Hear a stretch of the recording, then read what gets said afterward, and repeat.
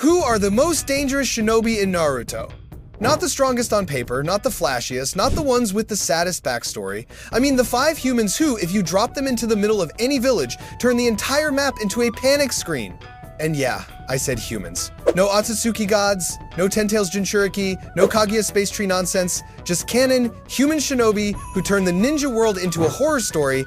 By the end of this video, you might agree with my list, or you might be halfway through a rage comment about why your favorite isn't here. Either way, we're gonna break down 5 of the most dangerous shinobi in the entire Naruto universe, what they can actually do, what they've already done in canon, and why every Kage in history would lose sleep if these 5 were still alive. Before we start, don't forget to like, share, and subscribe for more Naruto breakdown, and let us know in the comments what video you wanted to see next. Let's get into it. What does dangerous really means? Before we start with number 5, quick rule set so we're on the same page. Canon only, anime, manga, and the main light novels, databooks, human shinobi forms. So no, but Ten Tails Madara is a god. That's the point. We're not counting god mode. And we're judging dangerous by 3 things: how hard they are to kill, how fast they can wipe out large groups, how impossible it is to actually fight them without specific counters. With that in mind, let's start with somebody a lot of casual fans forget about, but every Kage in the 4th War immediately panicked over: Mu, the 2nd Tsuchikage of Iwagakure. On paper, he's just a Kage. In practice, he is a walking horror movie for sensor types and platoon leaders. Mu's main problem for everyone else is that he basically doesn't exist when he doesn't want to. He can erase his chakra signature to 0, turn his body invisible, fly and move in 3-dimensional space. And, most importantly, use Dust Release Jinten, a Keke Toda that disassembles anything it touches down to molecules. So imagine this: you're marching with 1,000 shinobi, and your sensors suddenly lose track of something that they didn't even know they were tracking. No chakra, no sound, nothing on the radar. Then a glowing geometric shape appears for half a second over your entire unit, and the next moment, you're dust. There's no dramatic clash, no screaming fight, you're just deleted. Even other Kage are terrified of dust release because you can't tank it. It's not Amaterasu where maybe you cut a limb, it's not Rasen Shuriken range where you can dodge.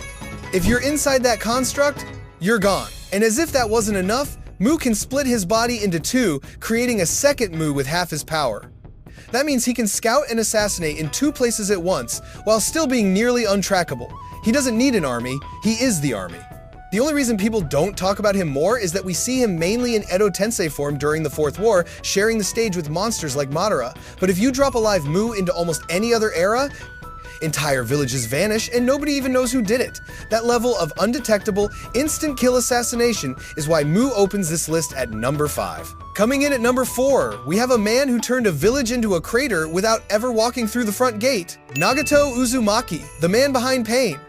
If Mu is the perfect invisible assassin, Nagato is the ultimate remote control war machine. Let's look at what he did in canon, just sitting in a hidden tower in Amagakure. Controlled 6 corpses simultaneously, all with the Rinnegan, each body specialized in a specific path: absorption, summoning, soul removal, resurrection, and so on.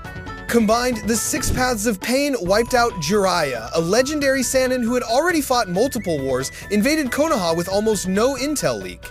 And then Nagato casually pressed Almighty Push and turned the village into a crater. That's not a threat, that's a natural disaster with a personality. The really terrifying thing about Nagato isn't just the destructive power, it's the distance. The real Nagato is miles away. Fragile body, yes, but protected, hidden, connected to the entire city's surveillance network through rain sensing and informants. You're not fighting a person, you're fighting a system. Kill one body? He just revives it with the Naraka path. Think you finally cornered him? You're probably facing a corpse he can abandon at any time. And then, above all of that, he has access to Chibaku Tensei, the technique that almost turned Naruto and the Nine Tails into a moon. If he uses that in a crowded battlefield and he doesn't care about collateral damage, whole countries disappear. The only reason Nagato doesn't rank even higher is that his own body is his biggest weakness. His legs are ruined, his lifespan is shortened, and once you find the real him, you can actually finish the fight. But until you get that far, you're basically facing a long-range raid boss with multiple health bars and the ability to reset the battlefield whenever he wants. That's why Nagato's number 4. He's not just strong, he militarizes an entire village's worth of firepower into one paranoid guy in a chair. Number 3 is less meteor falling from the sky and more disease that slowly infects your entire house. Orochimaru. If we measure danger not just by battle feats, but by long-term damage to the Shinobi world, Orochimaru is easily top tier. Let's list what this one man did by himself. Betrayed Konoha, ran a network of secret labs across multiple countries, experimented on children and shinobi to copy Kekkei Genkai and forbidden techniques, created cursed seals that turned random genin into time bombs, revived the first and second Hokage with Ito Tensei during the Konoha Crush, came back from being killed more than once by literally just slithering back in a new body. He's the closest thing Naruto has to a true mad scientist villain. Everyone else wants peace, revenge, revolution, or godhood. Orochimaru wants data. He'll burn countries down if it lets him learn one more jutsu. And in pure battle terms, he's disgusting to fight. Extremely durable, we've seen him fight without arms, get bisected, impaled, and still keep moving. Summons giant snakes, including Manda, can shed his skin, regenerate, and use the oral rebirth technique to virtually reset his body, stole bodies to extend his lifespan and keep evolving. He might not erase villages in a single attack like Nagato, but Orochimaru is dangerous because he never truly dies. He corrupts everything he touches, villages, clans, even prodigies like Sasuke. His knowledge of forbidden jutsu makes him a permanent threat to the entire system. Even when he calms down in Boruto era, every Kage in that room knows if Orochimaru ever decides he's bored and wants to go back to his old hobbies, nobody can fully stop him. He's like a virus the ninja world can't uninstall. That's why he sits at number 3. At number 2, we have someone who doesn't look like a horror story at first glance until you remember that other nations literally gave flee-on-sight orders for him. Minato Namikaze, the 4th Hokage, the Yellow Flash. Most characters in Naruto are dangerous if you give them time. Let them set up seals, charge chakra, prepare a jutsu. Minato is dangerous because you don't get time. His whole kit is built around Flying Thunder God technique, instant teleportation to any marked location, insane reaction speed, and battle IQ. Rasengan, a compact but extremely destructive close-range attack, and some of the best sealing techniques in the series. There are a few key things from lore that show how terrifying he is. In the Third Shinobi World War, enemy villages ordered their forces to run away on sight rather than engage him. He wiped out an entire Iwagakure platoon in seconds using Flying Thunder God, bouncing between marks faster than anyone could react. Against Obito, who already had Kamui and the Nine Tails, Minato still outplayed him, tagged him, and forced him to retreat. Minato's danger isn't just he's fast, it's that he can tag you once and the fight is basically over. He can instantly appear in the middle of your army with explosive tags already planted.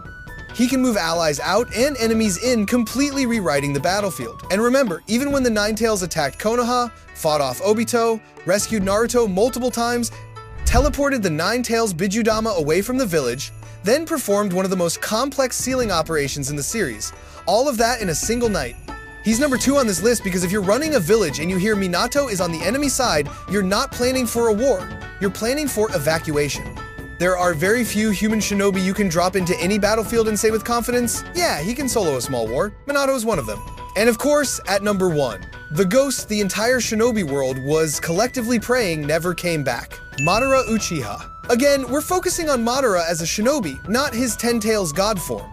Even before that, he's already a one-man apocalypse. Let's run through the resume. Co-founded Konoha with Hashirama, fought the first Hokage multiple times and only lost in their final legendary battle. Unlocked the eternal Mangekyo Sharingan, later awakened the Rinnegan, has one of the strongest perfect Susanoo forms we see in the series.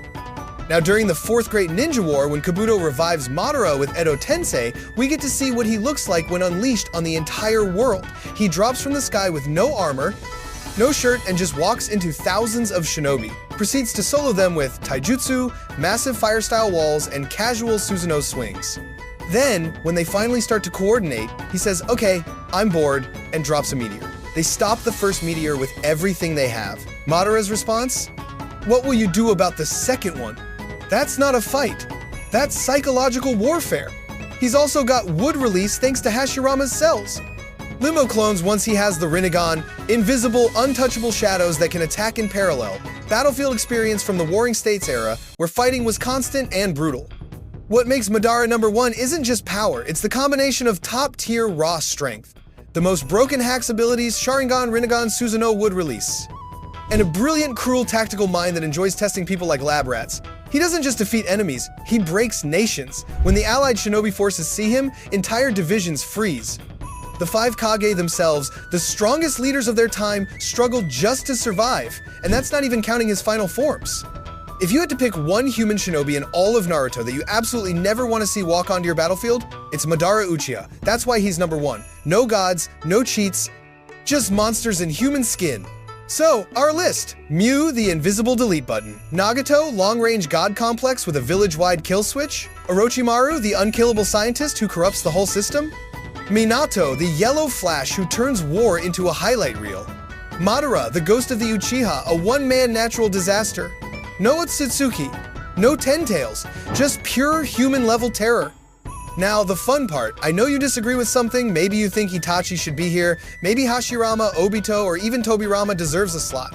So tell me in the comments, who is your pick for the most dangerous human shinobi in Naruto, and who should be kicked off this list to make room? If you enjoy deep dive Naruto lore and power discussions like this, make sure to hit like, subscribe, and ring the bell so you don't miss the next breakdown. Because if you don't, Naruto might just show up tonight and personally explain what a Rasengan feels like.